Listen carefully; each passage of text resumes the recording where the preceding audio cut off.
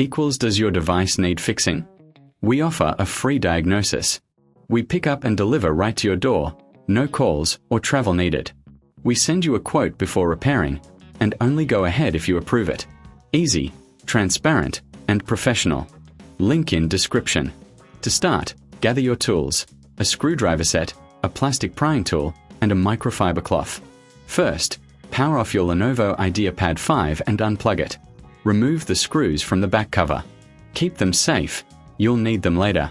Carefully use the prying tool to lift the back cover off. Take a moment to clean the internal components with the microfiber cloth. This helps prevent dust from entering the new screen. Next, locate the LCD cover. Remove the screws holding it in place. Gently detach the old LCD cover, being cautious of any cables attached. Inspect the area for any damage or dust. This is a good time for a visual check. Now, take your new LCD cover and align it properly. Secure it with the screws you removed earlier. Connect the new screen, ensuring all cables are firmly attached. Replace the back cover and screw it back on. If you need assistance, remember we offer professional diagnosis without obligation.